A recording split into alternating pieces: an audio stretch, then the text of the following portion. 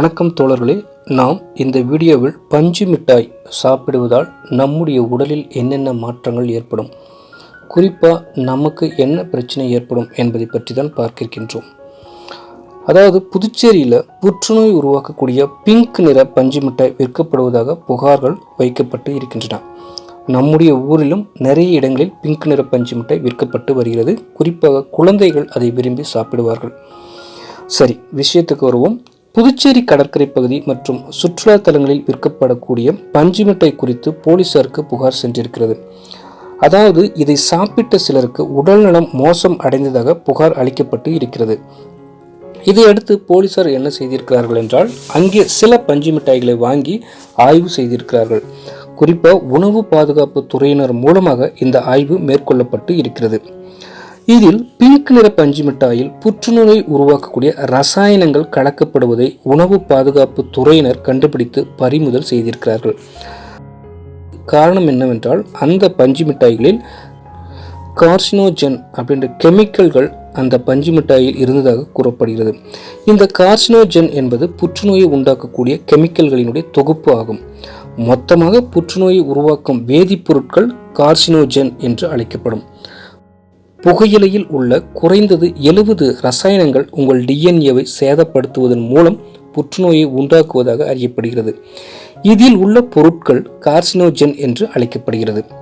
அதாவது கல்நார், nickel, cadmium, radon, vinyl chloride, benzidine மற்றும் பென்சின் போன்ற கெமிக்கல்கள் கார்சினோஜன் வகையை சேர்ந்தவை. இந்த கெமிக்கல்கள் அடங்கிய புற்றுநோயை உருவாக்கும் பிங்க் நிற பஞ்சு மிட்டாய் விற்கப்படுவதாக புகார்கள் வைக்கப்பட்டு உள்ளன. இதையடுத்து புதுச்சேரி, சென்னையில் விற்கப்படக்கூடிய பஞ்சு மிட்டாய்களை ஆய்வு செய்ய போலீசார் முடிவு செய்திருக்கிறார்கள். அதாவது வருடங்கள் ஓடினாலும் பல தொழில்நுட்பங்கள் வந்தாலும் இன்னும் மாறாத, குணப்படுத்த முடியாத விஷயம் என்றால் அது கேன்சர் தான். பல ஆய்வுகள், ஆராய்ச்சிகளுக்கு பின்பும் கேன்சருக்கு முழுமையான மருந்து கண்டுபிடிக்க முடியாமல் இருந்தது. சில மருந்துகள் கேன்சருக்கு எதிராக நம்பிக்கை அளித்தாலும் முழுமையாக கேன்சரை குணப்படுத்தாமல் இருந்தது. இப்போது வரை கீமோதெரப்பி தான் கேன்சருக்கு எதிராக முக்கியமான சிகிச்சை முறையாக இருக்கிறது. கடந்த வருடம் கூட அமெரிக்காவில் கேன்சருக்கு எதிராக கண்டுபிடிக்கப்பட்ட மருந்து ஒன்று சோதனையில் கேன்சர் நோயாளிகளை குணப்படுத்தி இருக்கிறது. சோதனையில் கலந்து கொண்ட எல்லா கேன்சர் நோயாளிகளும் இந்த மருந்து எடுத்துக்கொண்ட பின் குணமடைந்த சம்பவம் உலக அளவில் கவனம் பெற்றுள்ளது. அமெரிக்காவுடைய மேன்ஹாட்டனில் உள்ள Memorial Sloan Kettering Cancer Center மருத்துவமனை மற்றும் ஆராய்ச்சி மையத்தில் நடத்தப்பட்ட சோதனையில் இந்த கண்டுபிடிப்பு நிகழ்த்தப்பட்டுள்ளது. இந்த மருந்து வைத்து சோதனை செய்யப்பட்ட எல்லோரும் 100% கேன்சரில் இருந்து முற்றிலும் குணமடைந்து உள்ளனர். மிகச்சிறிய அளவில் தான் இந்த சோதனை செய்யப்பட்டுள்ளது. இவர்களுக்கு கீமோதெரப்பி மருத்துவ சிகிச்சைகளை வழங்காமல் எளிதாக மருந்து கொடுத்து நோயாளிகளை குணமடைய செய்திருக்கிறார்கள். மொத்தம் 18 குடல் புற்று நோயாளிகளுக்கு இந்த மருந்து கொடுக்கப்பட்டுள்ளது. இந்த மருந்து கொடுத்த பின் அவர்கள் முற்றிலும் அந்த நோயிலிருந்து குணமடைந்து உள்ளனர். அதாவது எம்ஆர்ஐ மற்றும் பிஇடி எனப்படக்கூடிய போஸ்டோன் எமிஷன் டொமோகிராபிக் என்ற அனைத்து சோதனையிலும் கேன்சர் உடலில் இல்லை என்பது உறுதி செய்யப்பட்டிருக்கிறது. அடுத்ததாக இன்னொரு ஆராய்ச்சியும் நடந்திருக்கிறது. அதாவது கேன்சருக்கு மருந்து கண்டுபிடிக்க இன்னொரு ஆராய்ச்சி செய்திருக்கிறார்கள். ரைஸ் பல்கலைக்கழகம், டெக்சாஸ் A&M பல்கலைக்கழகம் மற்றும் டெக்சாஸ் பல்கலைக்கழகம் ஆகியவற்றினுடைய நிபுணர்களை கொண்ட கூட்டு ஆராய்ச்சி குழு ஒரு அற்புதமான கண்டுபிடிப்பை கேன்சருக்கு எதிராக கண்டுபிடித்திருக்கிறார்கள். புற்றுநோய் செல்களை அகற்றுவதற்கான ஒரு முறையை அவர்கள் கண்டுபிடித்திருக்கிறார்கள். அதாவது ஒளியை வைத்து தூண்டுவதன் மூலம் சில மூலக்கூறுகளை அதிர வைத்து அந்த அதிர்வை வைத்து கேன்சர் செல்களை கொல்லும் மருத்துவத்தை இவர்கள் கண்டுபிடித்திருக்கிறார்கள்.